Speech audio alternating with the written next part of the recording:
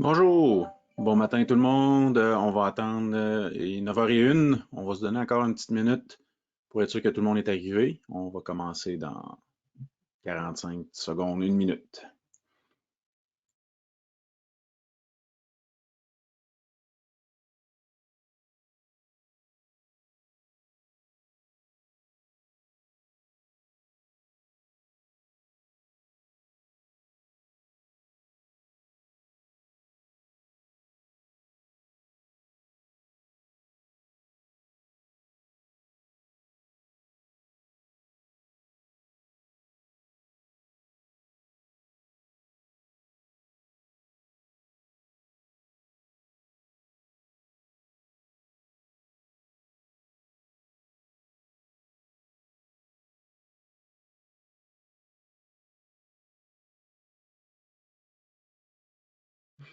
Parfait.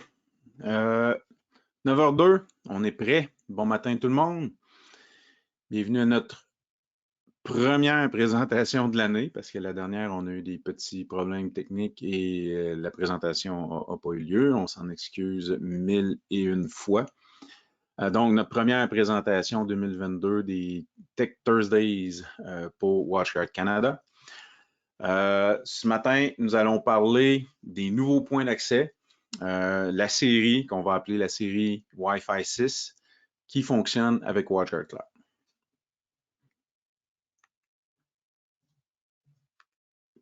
Donc, si on commence, juste pour vous aviser, vous êtes tout le monde en mode mute en bon français, donc seulement l'audio. Par contre, vous avez accès au panneau de questions. Je l'ai devant moi. Si vous posez des questions, généralement, durant la présentation, j'essaie d'y répondre le plus rapidement possible. Sinon, ça peut aller à un temps d'arrêt ou vers la fin. Mais gênez-vous pas pour poser des questions. Les commentaires aussi sont les bienvenus. Tout est là. La session est enregistrée et elle va être publiée sur notre chaîne YouTube de WatchGuard Canada. Je vais vous mettre le lien à la fin et il est disponible et vous allez recevoir un courriel disant merci d'avoir participé au webinaire. Voici le lien et il est dedans vers l'enregistrement qui va être disponible sur notre chaîne YouTube. Mon nom est Patrice Desaulniers. Je suis Sales Engineer pour WatchGuard Canada. Je suis avec WatchGuard depuis 2019, donc le temps avance, on se fait vieux. 2 ans et quelques déjà. Je suis basé à Shawinigan, au Québec, et je couvre la portion S. Mon collègue Weil Elnuisery, qui est aussi avec moi ce matin, lui, il couvre la portion ouest du Canada, mais les deux, on se promène beaucoup. Donc, notre agenda pour la journée.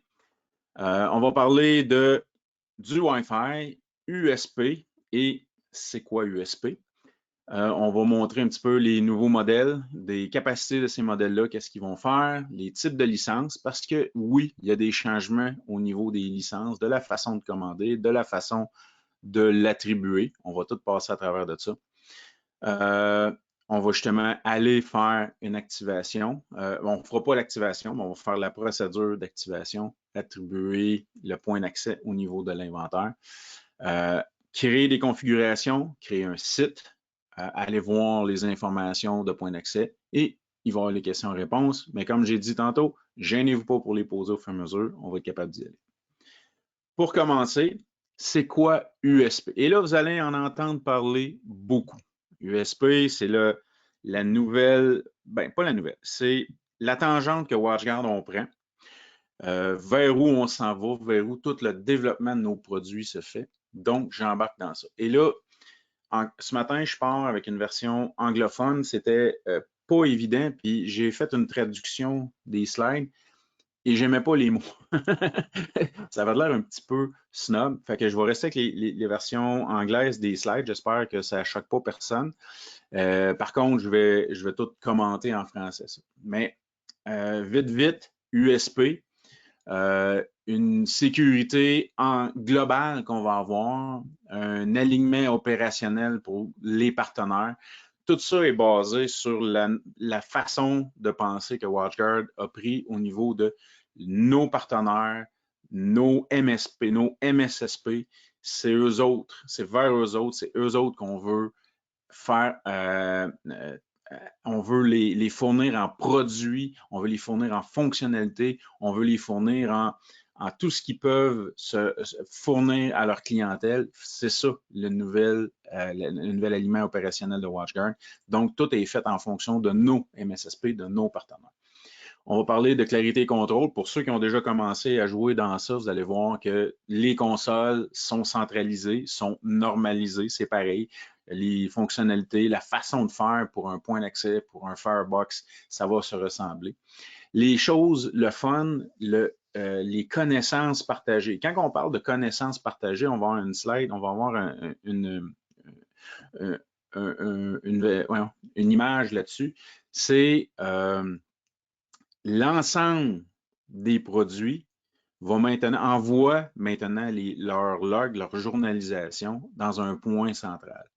Et qu'est-ce qu'on peut faire quand tous nos éléments de sécurité, quand on va parler de notre périmètre, notre firewall, quand on va parler de nos endpoints, notre protection antivirus, l'ID1, quand on va parler de notre accès réseau, le Wi-Fi, quand on va parler de notre authentification, le MFA, les connectivités, quand tout ça envoie des infos dans un seul point, qu'est-ce qu'on est capable d'aller chercher?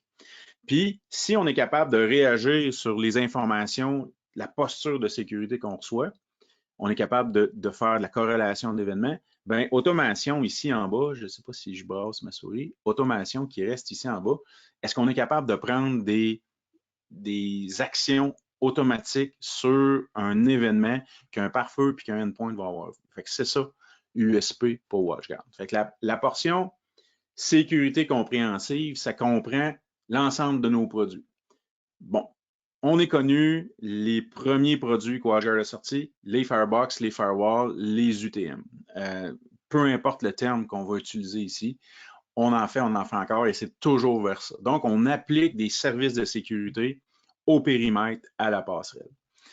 On a eu du Wi-Fi. Le Wi-Fi a beaucoup évolué et aujourd'hui, vous allez voir la nouvelle mouture de nos produits Wi-Fi. En frais de performance, on a augmenté beaucoup, mais en frais de fonctionnalité, on s'en va chercher une autre gamme d'éléments là. Donc, on va avoir tout ce qui est Wi-Fi. Puis j'ai tout le temps dit, dans les premières présentations que j'ai faites, que quand les gens disaient pourquoi WatchGuard le Wi-Fi, je dis, c'est pas juste d'amener du Wi-Fi pour dire qu'on en fait. On amène un élément de sécurité au Wi-Fi. On est une entreprise de sécurité. Donc, on va aller chercher ça aussi dans l'accès niveau 2 que le Wi-Fi va nous donner. On va avoir le petit nouveau, la protection endpoint. Je dis le petit nouveau, ça fait quand même 1 an et demi que tout est là. Par contre, le produit est maintenant évolué. On est rendu à la même place que tous les autres produits dans WatchGuard Cloud quand on veut parler de sécurité endpoint. On parle d'antivirus, qui est une protection par signature. On parle de EDR, qui est une protection avancée pour les menaces jour zéro. L'information qui vient de ça. Quand on parle de EDR, toute la télémétrie qui est générée, avec ça, on a le threat hunting, qui est un magnifique mot français encore, mais le threat hunting qui est pas la recherche de malware, parce que ça, c'est la job de l'antivirus et de l'ID1. Ce qu'on cherche, ce n'est pas des logiciels malicieux. Ce qu'on cherche avec le threat hunting, c'est des comportements malicieux. Et ça vient avec la télémétrie. Ça en est déjà un élément qui va venir dans le USP, l'ensemble de tout ce qu'on a. Puis notre authentification multifacteur. Fait que tous nos produits, on vire alentour de la sécurité. C'est ce qu'on a par une comprehensive security. C'est ce qu'on va retrouver. Clarité et contrôle, la console unifiée, les éléments qui sont tous faits à la même place, WatchGuard Cloud, c'est ce qu'on va aller voir là. Ça nous permet, pour vous autres, nos partenaires, je vois dans la liste qu'il n'y a pas juste des partenaires, on a des clients aussi. Par contre, si vous êtes un client et que vous faites affaire avec un de nos super partenaires, je voulais dire magnifique, mais eux ont accès à une console multi-tenant, ils ont accès à des produits qui leur permettent de travailler avec plusieurs clients à la fois et de vous donner accès et de vous enfermer dans votre bulle et de protéger leurs autres clients, mais ils vous protègent par le fait même, mais on a ça. Fait que donc, nos outils, c'est centralisé, c'est cloud-based, accessible partout, aucun élément à maintenir localement, multi-tenant, et à partir de là, on est capable, puis là, l'élément Zero Touch Deployment, il y a beaucoup de gens qui pourraient l'utiliser, qui ne savent pas que c'est disponible, mais on peut, généralement, on va recevoir une boîte, on sort le produit, on le configure, on pourrait carrément l'envoyer, il va se configurer tout seul parce que c'est centralisé, c'est dans le cloud.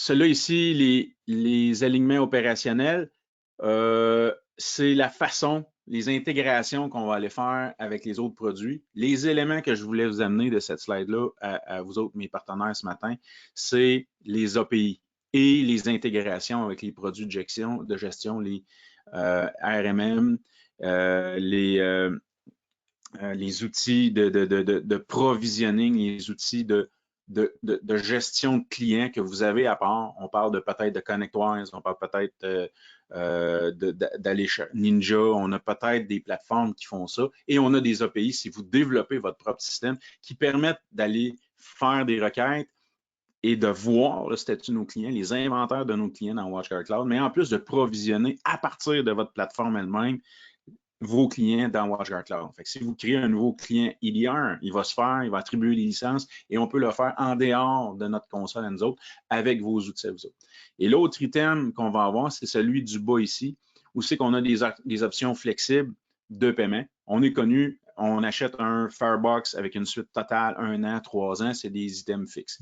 Mais chacun des partenaires a accès pour tout le monde, tous leurs clients, à tous nos produits de façon mensuelle. Donc, au lieu d'avoir un investissement capitalisé, c'est un investissement opérationnel. Ce n'est pas un investissement opérationnel, mais c'est une dépense opérationnelle mensuelle. Et on peut avoir un Firebox, on peut avoir un Endpoint Protection, on peut avoir Hotpoint de façon mensuelle.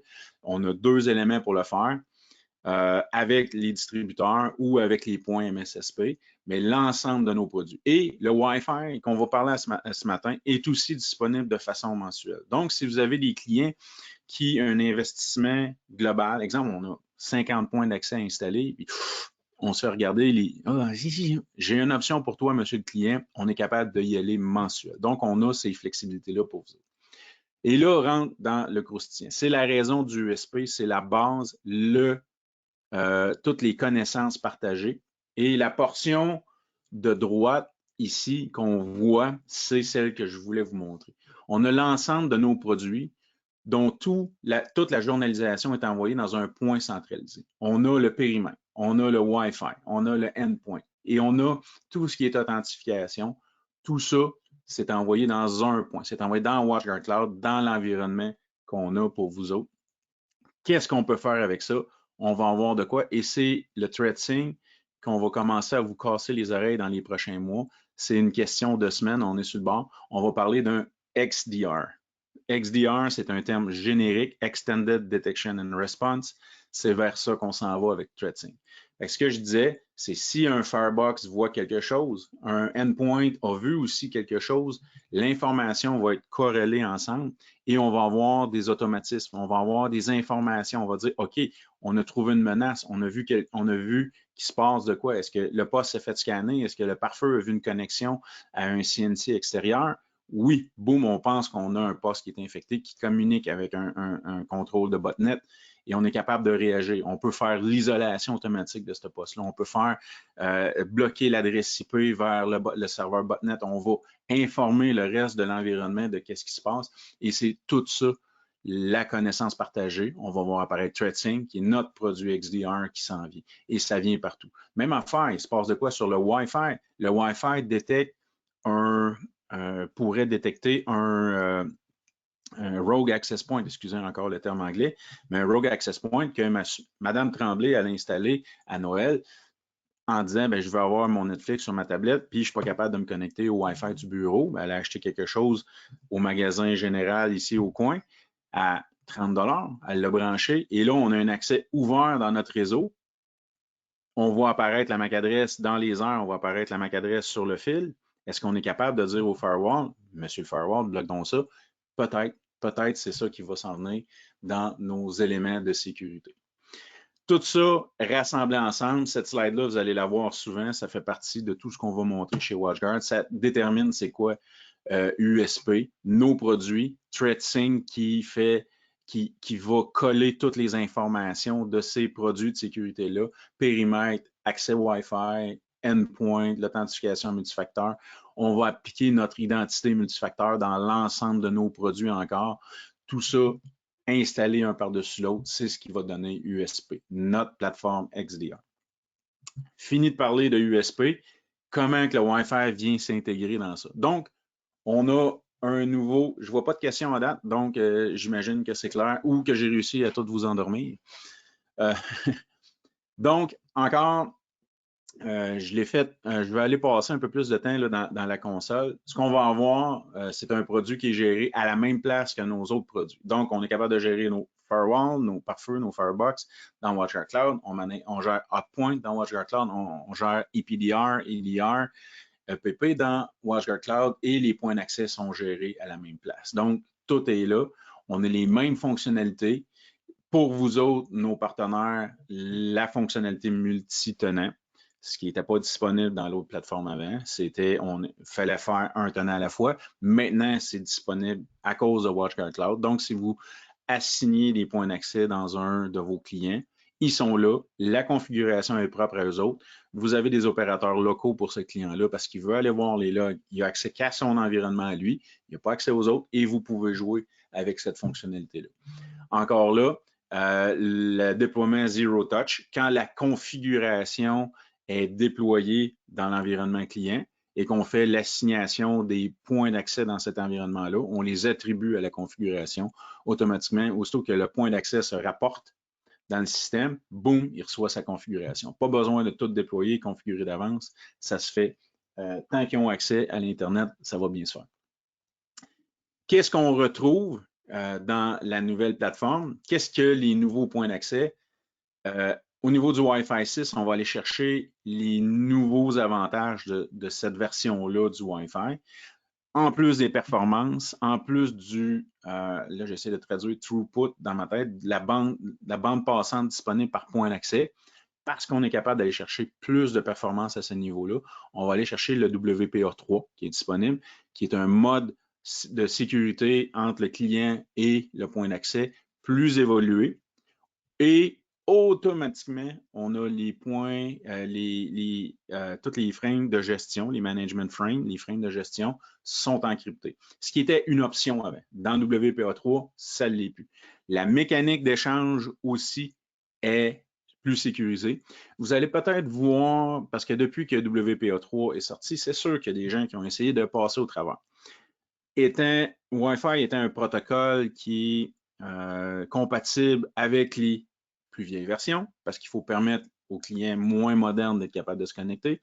Si on active la fonctionnalité compatibilité renversée dans le WPA3, vous allez peut-être trouver qu'il y a des gens qui ont dit WPA3, on a réussi à craquer ça. Ce qui est à moitié vrai, parce que oui, c'est WPA3 qui était activé. Par contre, c'est parce qu'il était activé pour permettre la connectivité des plus vieux clients, qui eux autres ne supportent pas WPA3, donc c'était WPA2. Et c'est à ce niveau-là qu'ils ont réussi à passer au travers. Donc, c'est la même faille de sécurité, mais qui est réappliquée.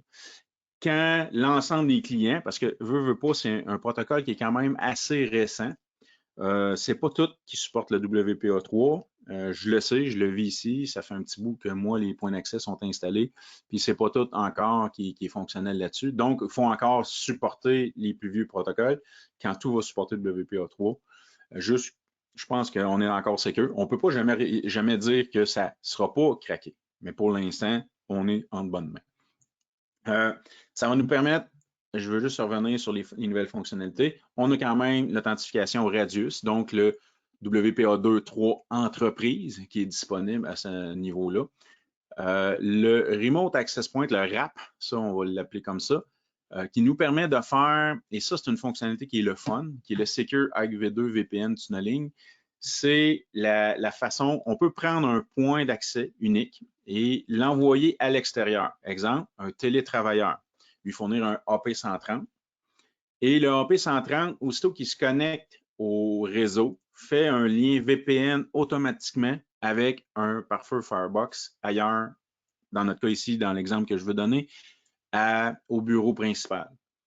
Ce qui nous permet de dire, OK, maintenant on a du Wi-Fi avec 2 SSID dessus. Le premier, Corpo, va faire le lien et va passer par le VPN qu'on vient de créer. Et pour connecter tout ce qui est à ce SSID-là, ça peut être un laptop, mais ça peut être aussi un appareil mobile, un imprimante sans fil. Tout élément qu'on va connecter au SSID va pouvoir avoir accès au réseau du bureau. Le deuxième SSID va rester pour la maison et lui, il va passer à côté et il ne sera pas envoyé vers le bureau. Fait que ça nous permet de créer des environnements de télétravail facilement, remettre seulement qu'un point d'accès, peut-être un injecteur POE à une personne, et à partir du bureau, peut connecter plus qu'un équipement via VPN. Par un laptop, c'est facile parce que lui, on a le client VPN, mais il y a peut-être d'autres devices que c'est plus complexe à faire. Ça nous permet d'avoir des éléments télétravail déployés rapidement. Ça, c'est le RAP ou le Secure Tunnel.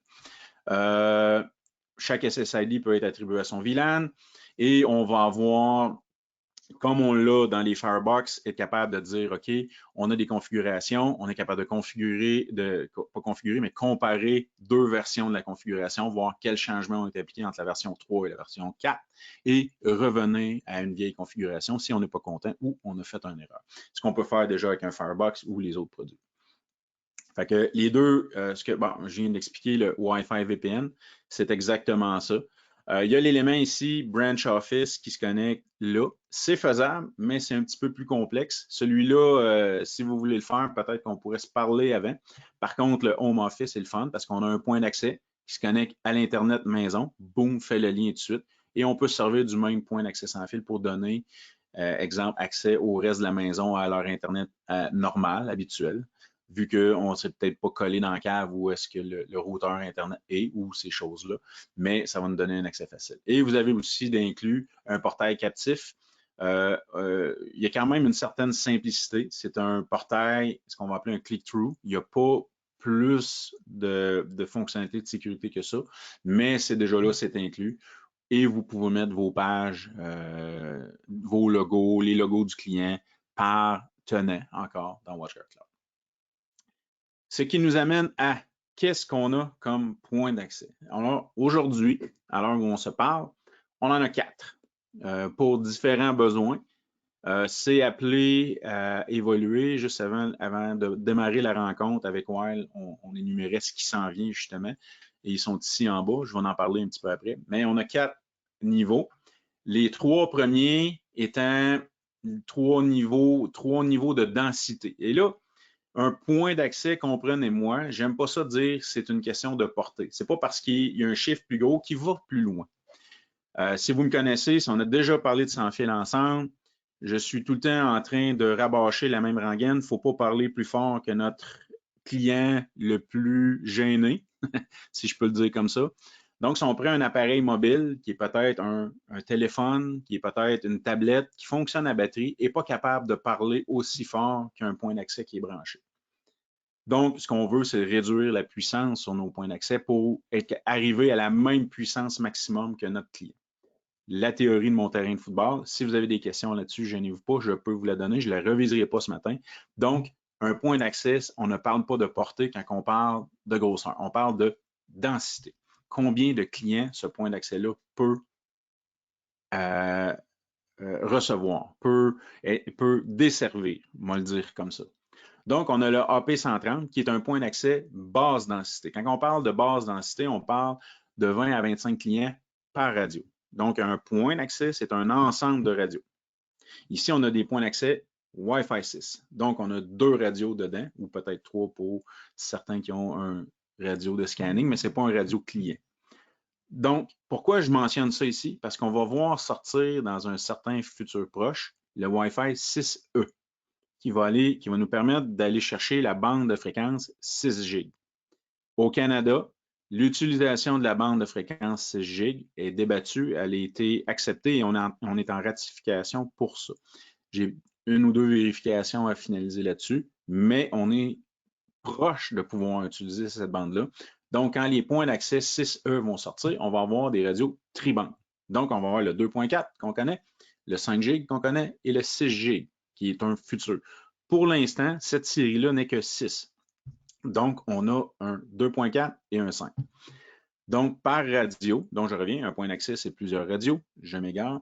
On va avoir le basse densité, qui est un 2 par 2, c'est ça, c'est les flux spatiaux. Et plus on a de flux spatiaux, plus on est capable d'avoir des conversations simultanées. Donc, ça nous permet d'accepter plus de clients et de desservir plus de clients. Et quand on va monter, on va aller chercher une plus haute densité. Donc, on a une question de mémoire et de processeur interne aussi, donc ce qui va nous permettre d'avoir plus de performance de bande passante disponible pour les clients. C'est pour ça qu'il y a une différence entre le AP130 et 330, même si c'est des radios 2 par 2 dans chacun. Ici, plus de mémoire. Ici, vu qu'on a un radio de sécurité dédié, il n'y aura pas besoin de prendre du temps sur un radio normal pour faire cette fonctionnalité-là, donc plus performant. C'est pour ça qu'on monte un petit peu de quantité possible. Les trois premiers sont des radios intérieures. Notre super haute densité, il est tout neuf, tout chaud. Il est sorti il y a quelques semaines seulement, le 432. Et à l'intérieur, on a un 4x4 de flux spatiaux sur le radio 5 gig. Et quand on parle de haute densité, on monte plus dans les 60-70 clients. Donc, on va aller chercher plus de personnes. Donc, si on a un déploiement à faire, puis que c'est des cubicules, puis qu'on a 20 personnes, ces radios-là vont faire le job ou le 330. On arrive dans une salle de conférence où c'est qu'on veut desservir 50, 60 personnes assis qui ont chacun 2 devices, peut-être 3. C'est la norme aujourd'hui. On a un laptop, on a un téléphone, on a une tablette. On va aller chercher des plus hautes densités et on peut faire certains endroits avec des 130, des 330, certains endroits avec des 432. Donc, c'est la différence entre les radios. On va avoir aussi le débit possible, où est-ce qu'à cause du 2 par 2, on est capable d'aller chercher 1.2 gig sur le 5 gig sur ces radios-là, donc de la performance. Ayant un 4 par 4, si on a un client qui est capable d'accoter ça, il ne faut pas se leurrer. Un téléphone n'est pas 4 par 4. Trop petit, un appareil mobile, trop petit, sur batterie, et ils ont besoin de compacter les antennes dedans, on ne va pas aller chercher un 4 par 4 dans ça. Donc, ça se peut qu'on n'atteigne pas ça. Par contre, mon laptop, il est 4 par 4. Donc, je suis capable d'aller chercher mon 2.5 gig théorique sur mon point d'accès 432, que lui aussi est 4 par 4. Donc, on va chercher des meilleures performances, ce qui est dû à la vitesse. Je vais revenir au 430 après, mais je veux juste vous montrer que anciennement, et là, certains partenaires ont peut-être pris cette habitude-là. Dans l'ancienne version et dans plusieurs manufacturiers, c'était la même chose. Ici, on va chercher 1.2 gig de bande passante. 1.2 gig de bande passante au 2.4 de bande passante. Sur le fil, on a maximum 1 gig. Comment est-ce qu'on veut être capable de donner 1.2 puis 2.4 à nos clients si sur le fil, on est capable d'aller juste à 1 gig? La méthode précédente, c'était d'aller passer 2 fils et de les attacher. Ben, je disais les attacher, pas avec des tie wraps, mais de les configurer ensemble comme un lien concaténé du LACP ou ces technologies-là, et de dire on avait 2 gigs par radio. Donc, on avait 2 ports dans le radio, on prenait 2 ports dans la switch, et il fallait monter 2 câbles pour alimenter ces radios-là, pour être capable de dépasser le 1 gig du fil unique. Dans les nouveaux points d'accès, on n'aura pas ça dans le AP130, mais à partir du 330, il y a des ports multispeed ou VBR. Donc, on est capable de chercher soit 1, 2.5. Ici, leurs maximum sont à 2.5 et on a aussi du 5G. Il y a des commutateurs qui accommodent ces ports-là, des commutateurs multivitesses. Et dans nos nouveaux modules, toute la nouvelle série M de nos Firebox, M590, M690, il y a des modules multispeed dedans. Donc, il y a déjà des ports qui accommodent du 1, 2.5, 5G dans ces firewalls-là. Donc, on va aller accommoder ça. Sinon, il y a des commutateurs qui le font, mais avec un seul câble, on va être capable d'aller chercher 2.5 G sur le même fil. Donc, plus besoin de doubler les ports pour le nombre de radios et plus besoin de passer 2 fils réseau pour le radio. Donc, ce sont des particularités qu'on a là. Le dernier, notre point d'accès, le AP430CR. CR veut dire connectorisé ou connectorized en français. Ça veut dire que les antennes ne sont pas intégrées dans le point d'accès. Il y a des connecteurs pour intégrer des antennes extérieures ici. Et le R pour ruggedized, qui veut dire qu'on peut pratiquement tirer ce point d'accès-là dans une piscine, puis il va continuer à fonctionner. Pourquoi?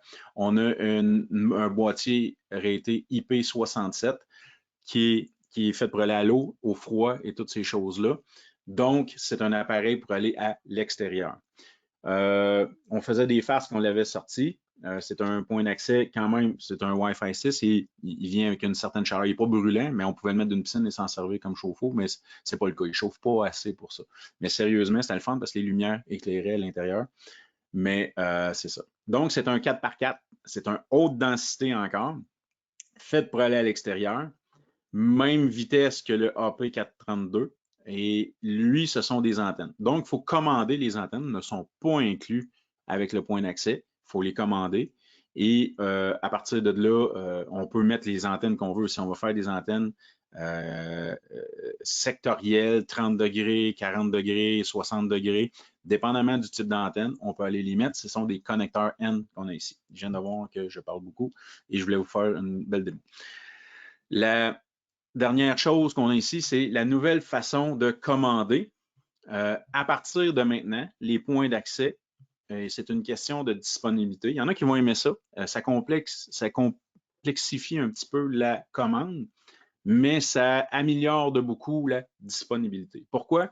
Le matériel est détaché de sa licence. Donc, si vous voulez commander un point d'accès, vous allez devoir commander deux choses. Le matériel lui-même, donc si je veux un AP432, je commande le matériel de AP432, mais il ne sera pas fonctionnel. Ça va lui prendre une licence avec. Et là, on a une nouvelle option qui s'est ajoutée, l'option 5 ans. Donc, je vais aller commander un SKU AP432 et je veux l'avoir 5 ans avec la standard ou la licence USP. Fait qu'on va prendre les choses et je vais l'avoir. Ce qui fait que chez nos distributeurs, ils vont n'avoir qu'à tenir que DAP432. Si aujourd'hui, vous faites une commande avec un Firebox, vous allez avoir à savoir le distributeur, il faut qu'il se tienne un Basic Security 1 an, un Basic Security 3 ans, qui est deux SKU différents, un Total Security 1 an, un Total Security et tout ce qui vient avec, le trade-up qui est là, le NFR qui est là, tout est là. Donc, ça devient plus complexe à gérer les inventaires au niveau de la distribution, ce qui fait que d'un fois, vous avez à attendre si vous commandez quelque chose qui est moins disponible. Dans le cas de matériel à SKU unique, ils vont avoir un 432, vous en voulez 20, ils vont les avoir. La licence va arriver de son côté. Donc, ça va vous faciliter l'accès au matériel de beaucoup. C'est la même affaire, c'est deux différents SKU si vous y allez en MSSP, comme avant, si vous y allez en MSSP. Donc, vous commandez un SKU MSSP. Et la nouveauté, c'est que si vous y allez en MSSP, le matériel, c'est comme s'il revenait à rien. Les frais vont être inclus dans les mensuels. Vous allez avoir 3 mois d'inclus à l'achat d'un matériel qui n'est pas le prix d'un matériel normal. Et là, vous y allez, vous appliquez des points. Même affaire, les souscriptions chez la distribution est aussi disponible. Donc, c'est les nouvelles façons de commander le matériel. Le NFR n'est pas disponible en 5 ans, Bruno. Je viens de voir ta question. Non, le NFR va rester 3 ans pour l'instant, mais ça reste quand même c'est pour vous autres, les partenaires, le prix est discompté de façon significative. Pour les NFR, je parle. Parfait. Démo, on va sauter à c'est quoi qu'on a. Bon. Donc, j'arrive dans WatchGuard Cloud. Toujours pas de questions. J'espère que tout le monde s'en va bien. Pour commencer, je viens de vous parler qu'on avait à aller chercher quand vous allez recevoir vos SKU. Donc, quand on va arriver, l'activation se fait de la même façon. Vous allez recevoir un point d'accès dans une boîte avec un numéro de série d'inscrit dessus. Chaque fois que vous allez faire une activation, donc on va dans notre Support Center, My WatchGuard Activate Product, ou si normalement il va s'ajuster à votre navigateur si vous l'avez. Oh yes! Quand je parle trop, ça fait que j'espère que je ne suis pas en train d'écrire mon mot de passe à l'écran.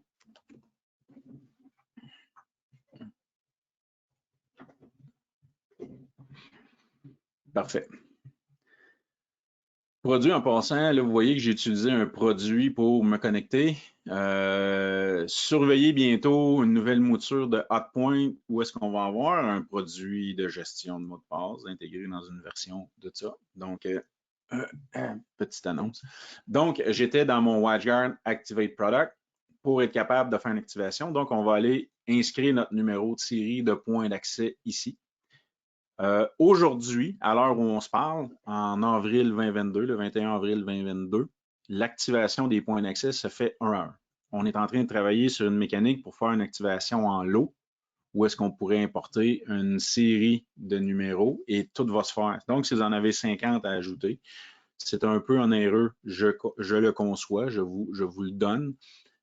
pour l'instant de faire des activations un par un, mais on travaille pour vous autres pour le faire de façon plus rapide. Mais pour l'instant, on va coller ça. Quand on va coller notre numéro de série de point d'accès, en faisant continuer, il va dire « Oh, c'est un point d'accès. Maintenant, j'ai besoin d'un numéro de licence. » Et cette licence-là, vous allez l'avoir reçue par courriel. Donc, surveillez vos courriels. Souvent, pas souvent, mais parfois, elle est cachée dans les courriers indésirables, mais c'est quelque chose qui va arriver. Donc, on va avoir à rentrer cette information-là, ce qui va nous activer des produits. Je m'en vais dans Manage Product, des points d'accès. Et oui, j'ai beaucoup d'éléments dans mon compte. On va aller en chercher plus que ça. Oups. Je vais en mettre plus que ça ici. Boum. On va se retrouver avec des points d'accès. AP 330 qui vont ressembler à ça ici. Donc, j'ai un AP. Je n'ai pas besoin, comme dans les autres, mettons comme dans un firewall, mais même là, dans un firewall, maintenant, on n'a plus besoin d'aller la coller. Il est capable d'aller la chercher de façon automatique. Mais le point d'accès, on n'aura pas besoin d'aller copier la feature key et d'aller la mettre dans le point d'accès. Le point d'accès est configuré quand il va se connecter, ça lui prend un accès Internet. Comprenez-moi bien. Donc, il faut qu'il y ait un accès à WatchGuard. Il va aller chercher sa clé de par lui-même. S'il est bien activé, qu'il y a une bonne licence. Dans mon cas, j'ai un point d'accès qui est avec la suite USP, qui est bonne pour 5 ans. Donc, j'ai été bon jusqu'en 2026 sur mon modèle. Lui, il va aller chercher sa clé et là, il va faire un appel. Il va dire, OK, maintenant, je suis un AP, WatchGuard Cloud. Donc, il va essayer de se connecter dans WatchGuard Cloud. Aller jusque-là, j'ai mon point d'accès qui arrive ici. J'ai l'ensemble de mes clients. Vous voyez ma console MSSP. Donc, on revient à ça. Et j'ai des points d'accès que je n'ai pas encore attribués à mon client. Donc, il faut aller jouer dans mon inventaire. Quand je suis sur ma vue Overview ou vue d'ensemble, si vous êtes en français, donc, on va aller dans Overview et on a des points d'accès ici. Et on va avoir une série qui vont avoir été encore non alloués. Donc, vous voyez que je viens d'enregistrer mon AP330. Il est dans ma série non allouée et il ne sait pas quoi faire avec. J'en ai deux. Donc, je vais être capable ici de dire, OK, j'ai un 330 et celui-là, c'est pour mon client qui s'appelle LabPath Beta. Donc, je clique dessus et je vais aller faire l'attribution. Je clique dessus que j'ai dit. Ah, là, je n'avais pas cliqué dessus. Donc, je vais aller le mettre à LabPath Beta. Je vois ici dans ma liste de clients disponibles ici. Et ce n'est, en passant, je répète, si vous avez ici des clients qui sont de type délégué, il y a un élément à côté. Autrement dit, vous avez envoyé un code de gestion à votre client et ils vous ont donné la permission d'avoir leur compte WatchGuard Cloud. On ne peut pas attribuer notre inventaire à des comptes délégués. Les comptes délégués ont leur propre inventaire. Ce qu'on voit ici, ce sont nos comptes gérés. Si vous voulez voir la différence entre les comptes gérés, autrement dit, c'est mes clients que moi j'ai ajoutés en cliquant sur Ajouter compte ici. Ce sont mes clients et je les gère à partir de mon inventaire de fournisseurs. Donc, il faut que les équipements soient enregistrés dans mon compte. Ce n'est que ça que je peux faire ici. Donc, j'attribue mon AP330 à mon LabPath Beta et je peux dire j'ai un contrat de 5 ans avec eux autres. Donc, je vais aller mettre une date qui va expirer l'allocation. Ce n'est pas expirer la licence, mais expirer l'allocation du point d'accès. Souvent, je vais dire mettez-le à jamais et vous n'aurez pas de problème. Il ne se désallouera pas tout seul dans 5 ans si vous l'oubliez. Donc, à ce moment-là, je vais faire sauvegarder. Même affaire, j'ai mon 430 CR qui est un connectorize. Je vais aller le mettre dans LabPath Beta et je vais l'attribuer. Boum! À ce moment-là, je vois dans ma liste de points d'accès que mon client LabPath Beta a 2 access points de configurer. Je vois aussi que j'ai mon client PathWGSE qui a 2 points d'accès aussi dans son compte. Donc, j'ai attribué de mon inventaire ces choses-là. Un coup que mon inventaire est attribué, je vais partir ma configuration. Donc, je m'en vais dans mon client LabPath Beta. Un des trucs que je pourrais vous donner, si je reviens dans mon dashboard ici, je vais aller faire un configurer. Je pourrais configurer les devices un par un. J'ai actuellement des firewalls, des firebox dans ce compte-là. Il ne voit pas mes points d'accès. Ce que j'aime faire pour mes points d'accès, je vais aller sur mes 3 points et je vais faire un nouveau dossier. Et je vais les appeler points accès. Comme ça ici. J'ai créé un nouveau dossier point accès.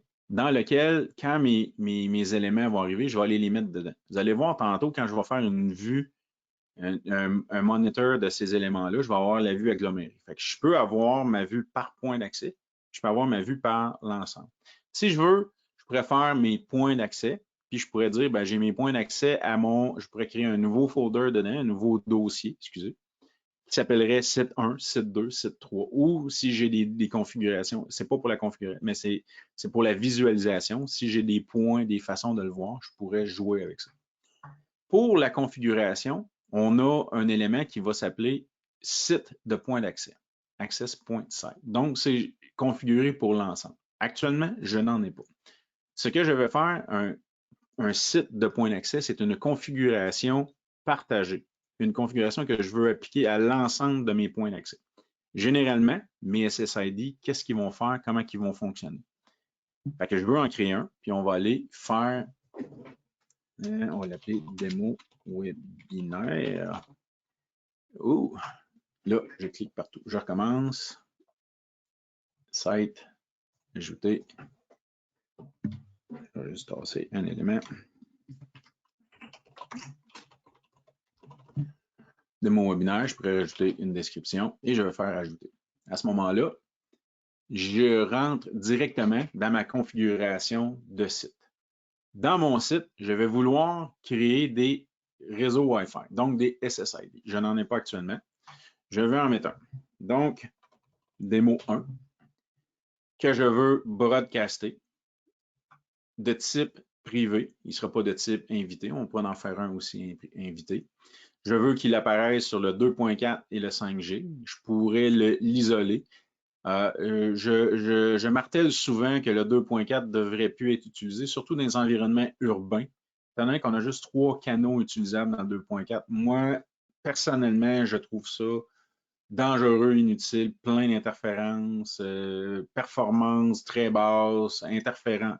Il y a tout sur le 2.4. Fait que souvent, je vais créer, quand je le veux, performant, puis que je sais que tous mes clients vont supporter le 5G, parce que oui, il y a encore des clients qui ne supportent pas le 5G aujourd'hui. Je vais le forcer à 5G. Mais pour l'instant, on pourrait le laisser 2.4. On va aller choisir notre sécurité. Par défaut, il va nous donner WPA2 personnel ou WPA3 personnel ou un mix des deux. Fait que je pourrais faire mon mix, fait que je supporterais les deux clients et les nouveaux clients en même temps. Je vous le dis, si vous choisissez WPA3, il ne fera pas un downgrade, il ne fera pas une possibilité. Si le client ne supporte pas WPA3, il ne se connectera pas dans ce cas-là. Donc, on va aller chercher un mix des deux. Et là, on va aller se mettre une belle clé Wi-Fi que je vais vouloir mettre là. Donc, je pourrais faire ça. Vous avez remarqué que je n'ai pas la possibilité de créer des réseaux entreprises. Ce n'est pas parce qu'on ne peut pas le faire. C'est dans la façon qu'on voit à ce niveau-là. Si ce n'est pas prêt, dans ce cas-là, il nous manque un élément, ça nous prend une configuration d'authentification qui n'est pas faite dans mon cas parce que je suis en train de créer mon élément. Le réseau entreprise n'est pas disponible parce qu'on ne serait pas capable de le configurer. Donc, on cache cette visibilité-là. C'est la raison pourquoi il n'est pas là. Mais si on a créé, si on fait la procédure complète pour faire ça, je vais vous le montrer dans mon autre élément ici, j'en ai un de fait, je vais vous montrer qu'est-ce qu'on a à faire pour ça. Mais là, on va pouvoir l'avoir. Et là, est-ce que je veux activer un VLAN? Est-ce que les membres de ces SID-là, je veux l'envoyer dans un VLAN en particulier? Peut-être, je vais l'envoyer sur le VLAN 10. Je vais le mettre en mode bridgé. On va peut-être avoir besoin d'un réseau NAT. Est-ce que je veux créer une gestion de MAC adresse? Dans mon cas, non. Est-ce que je veux que ce SSID-là apparaisse à certaines heures seulement? Non, je le veux tout le temps disponible. Ça me permettrait de créer une liste ici. Est-ce que je veux gérer ma limite de bande passante?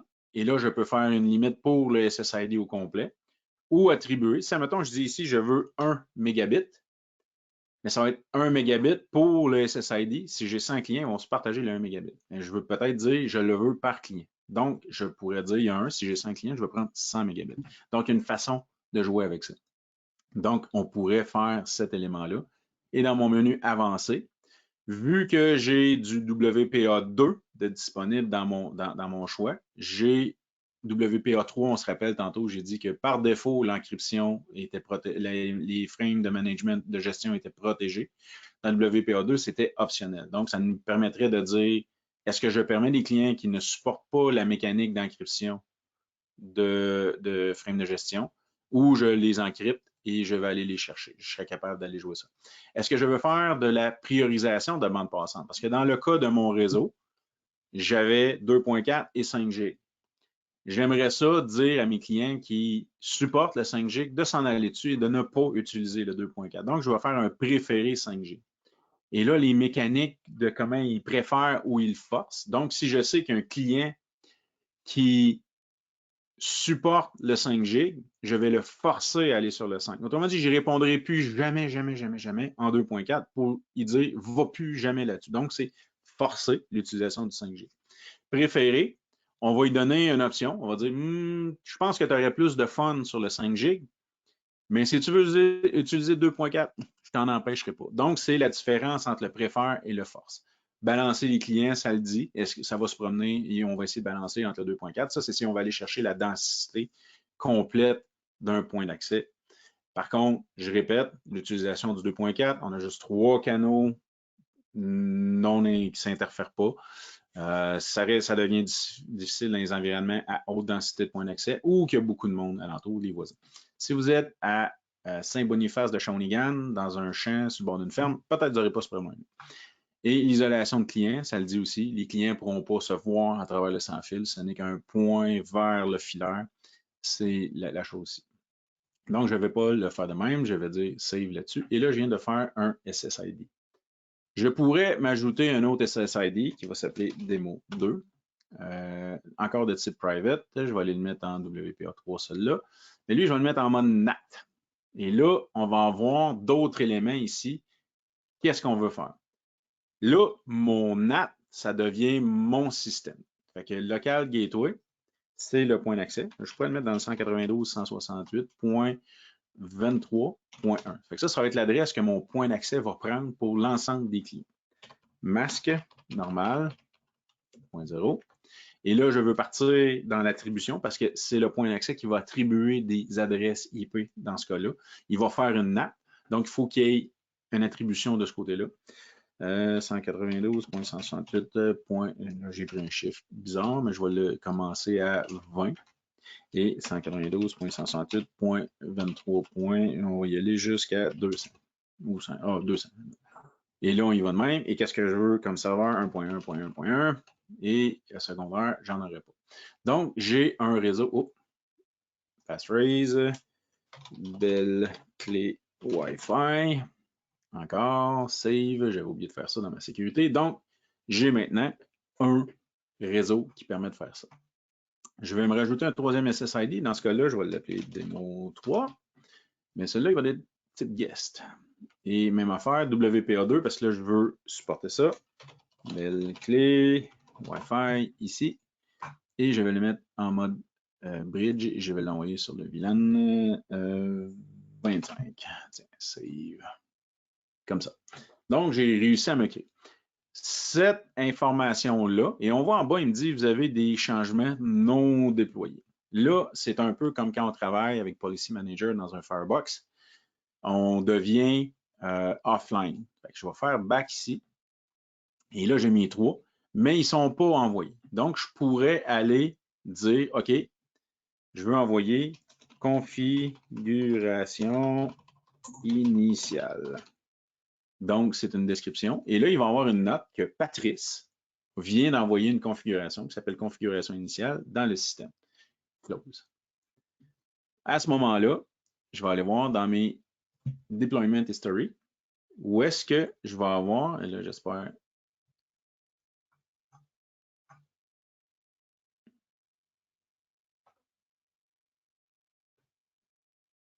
OK, je suis encore là. On va juste essayer ça ici. Mes sites, mon déploiement, et voilà. Donc, j'ai créé mon site et j'ai fait une configuration initiale, qui est exactement ce que j'ai fait tantôt. Fait que je pourrais aller voir ici, puis je pourrais aller chercher mon rapport de configuration qui va me dire qu'est-ce que j'ai changé. Et là, on va voir, j'ai fait beaucoup de choses. J'ai créé un SSID Demo 1, l'ensemble des configs, SSID Demo 2, l'ensemble des configs. Là, j'ai fait beaucoup de choses. Parce que j'ai rien changé dans l'authentification, j'ai rien changé dans le VPN, j'ai rien changé dans le portail. Donc, c'est un petit peu ça va nous dire ce que j'ai changé. Donc, on est capable d'aller voir ça. Et on voit que c'est l'opérateur PDZONIE. Donc, on a un suivi sur nos opérateurs dans un environnement géré pour vous autres, les MSSP. Ça fait que vous pouvez voir c'est quoi. J'ai une configuration avant, ma version 1, et je vais être capable d'avoir la même chose. Sur version 1, je n'ai que créé ça, je n'ai pas grand-chose. Fait qu'au fur et à mesure, je vais créer des configs, on va voir que je vais être capable d'aller chercher. La dernière chose, ici dans mes devices souscrits, et là, je vois mon point d'accès qui n'est pas, c'est parce que là, je ne l'ai pas connecté encore en arrière, donc je n'ai pas de device disponible, effectivement. Ce que je vais faire, parce qu'il va être long à arriver, je vais vous montrer, je vais juste sauter dans mon path WGSE ici. Je m'en vais dans mon, là, on va avoir un lab path ici, fait que je m'en aller dedans, je vais aller. Et dans mes devices souscrits, on va voir que j'ai déjà des éléments. Donc, je crée des sites et il faut que j'aille dire quel appareil, quels points d'accès vont recevoir cette configuration-là. C'est à cet endroit-là que je vais lui dire. Donc, je vais aller ajouter. Si je veux, dans le cas de mon LabPad, j'ai 2 nouveaux points d'accès. Quand ils vont apparaître, je vais être capable de leur dire souscrivez à cette configuration-là. Et ils vont recevoir la configuration que j'ai définie dans mon site. Donc, je retourne dans mon LabPad Beta.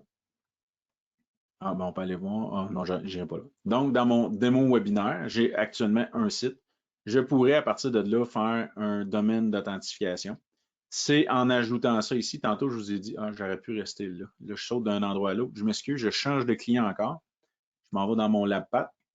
À ce niveau-là, ici, vous voyez que j'ai un domaine d'authentification qui s'appelle pathwgse.radius. C'est un serveur Radius que j'ai configuré. On a la procédure disponible pour ça. En créant ce domaine d'authentification-là, ça me permet de créer un .1x ou un WPA3 entreprise. On le voit ici, que j'ai maintenant la possibilité, si je vais dans mes informations, si je fais un SSID, nouveau SSID, vu que j'ai ma configuration de domaine d'authentification, mes 2 éléments entreprise, comme je vous ai montré tantôt, sont maintenant disponibles. Donc, mes éléments sont là. Je vais faire cancel pour revenir. Ça me permet d'aller chercher ça. C'est le domaine d'authentification. Si je voudrais créer des configurations pour faire un RAP, ça serait ici à VPN que j'irai le chercher.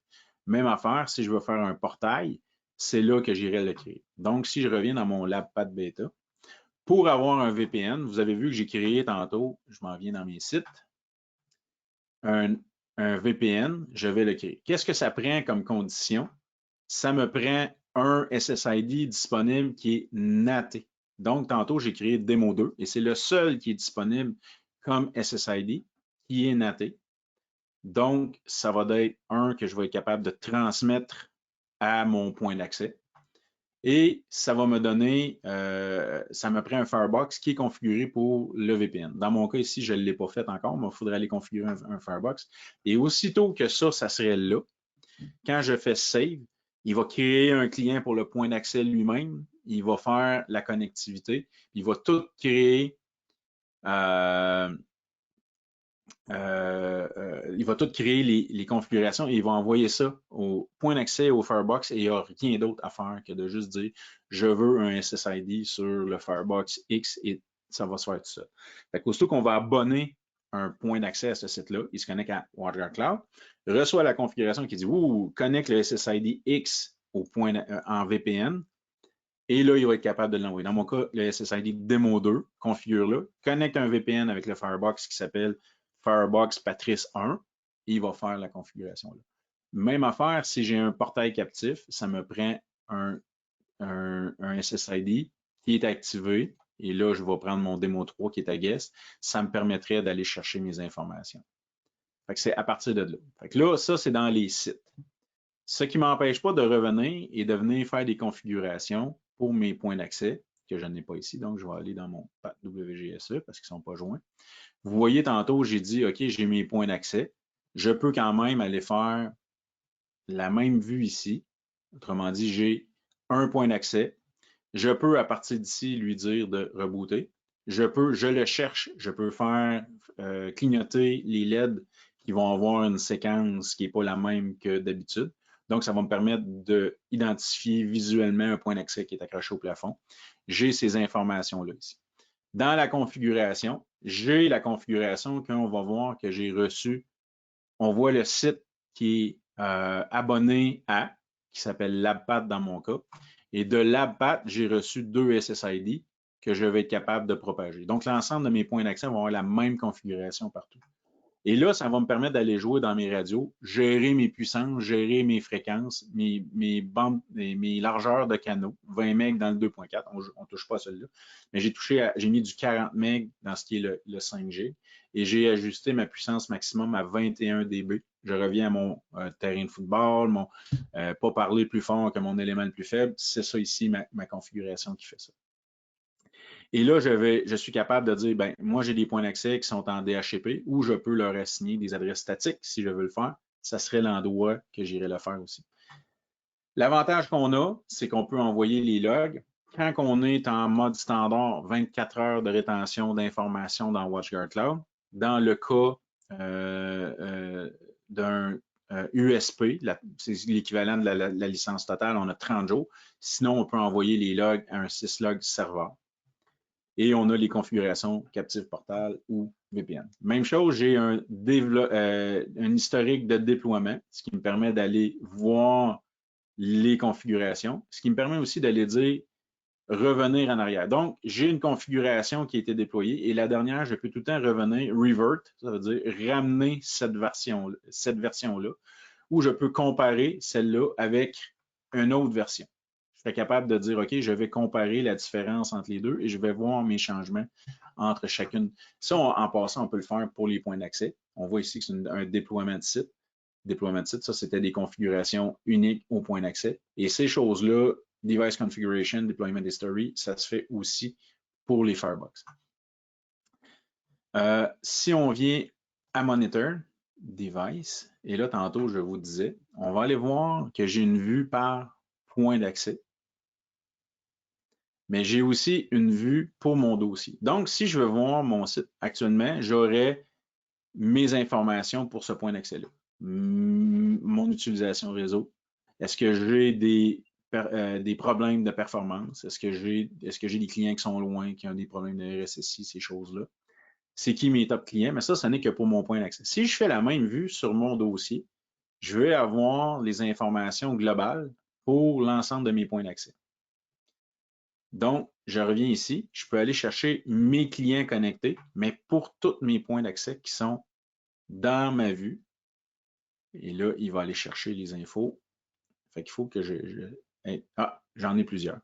Donc, on voit ici que j'ai différents clients et j'en ai sur le AP130 et sur le AP432. Donc, on voit que j'ai l'ensemble de mes infos. Toutes mes statistiques de connexion.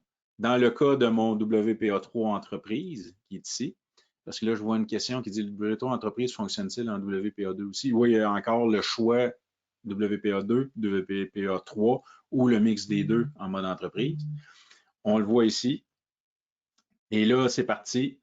On voit sur quel SSID qui sont branchés. Fait que c'est toutes les informations de mes clients. Même affaire, si je vais chercher mes statistiques de points d'accès, l'utilisation de mon réseau, je vais voir pour l'ensemble de mes points d'accès, qu'est-ce que ça me donne ici. Boum.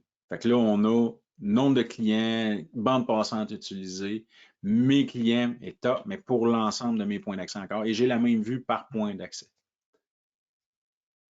Pour closer rapidement, je viens de voir qu'il est 9h59. Encore une fois, j'ai trop parlé. Mais on va aller chercher ça. Les informations, j'ai mon rapport. Encore ici, ça me dit qui a transféré le plus de données. Actuellement, c'est ce qui se passe là.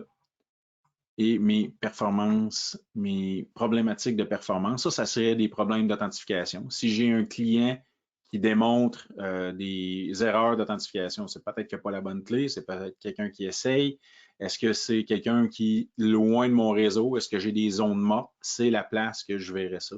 Aller voir l'ensemble de mon réseau, comment j'ai eu de problématiques à chaque place, puis ça va me permettre de creuser pour aller chercher mon information à ce niveau-là. Fait que ça fait la vue. Le dernier point que je veux vous montrer là, c'est la gestion des firmware. Où est-ce qu'on peut dire, OK, je veux faire la mise à jour. Actuellement, mes points d'accès sont tous à jour, mais je pourrais céduler une mise à jour pour l'ensemble de mes points d'accès de ce client-là. Mais maintenant, pour tous les partenaires, si vous avez la vue Overview et que je viens dans la vue Overview Firmware Upgrade, je vais voir l'ensemble des éléments de mes clients. Donc, vous pouvez céduler, faire immédiatement, mais généralement, on va essayer de le céduler, à 11h à soir, une mise à jour des points d'accès de tous vos clients. Et on peut le faire en mode global comme ça. Ce qui accélère la chose au lieu d'aller dans chaque client, céduler. Moi, j'en ai pas beaucoup. J'espère que j'ai des partenaires qui ont une grande quantité de clients, mais ça va vous aider là-dessus. Donc, ça fait un petit peu le tour de qu'est-ce qu'on peut faire, comment que le nouveau Wi-Fi fonctionne. Je reviens ici. Les questions ont été répondues, seulement que 3 aujourd'hui. Si vous en avez, n'hésitez pas à les rentrer. Vous avez accès ici, je vais vous mettre, il y a un code QR, je vais vous laisser le temps de le scanner. Si vous voulez aller laisser vos commentaires, poser des questions, donner des suggestions sur le prochain webinaire, c'est la place à aller.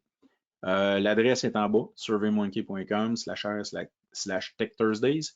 N'hésitez pas à donner vos idées, n'hésitez pas à poser d'autres questions si vous en avez d'autres, puis ça va être là. Ah, j'en ai qui apparaissent. Chacun pourrait commander ou renouveler la licence des AP 125. Renouveler les licences de AP 125, ne sont pas annoncées fin de vie encore. Ça pourrait, quand on va les annoncer fin de vie, ils vont être bons pour 3 ans. Après, c'est ce qu'on vise à peu près. Par contre, les AP 125, on n'en a plus. Elles sont en fin de vente. Donc, on ne peut pas commander un AP 125, mais on peut renouveler la licence. Le lien pour l'enregistrement va apparaître dans la présentation. Donc, voici le lien YouTube. Je vous remercie tout le monde. Encore votre temps, je le sais qu'il est précieux. Je suis content de vous avoir vu ce matin. J'espère que vous appréciez. Prochain rendez-vous, 19 mai. On va aller faire ça là. Puis on va avoir une autre présentation le 3e jeudi de mai qui est le 19. Bonne journée tout le monde. Bonne fin de semaine.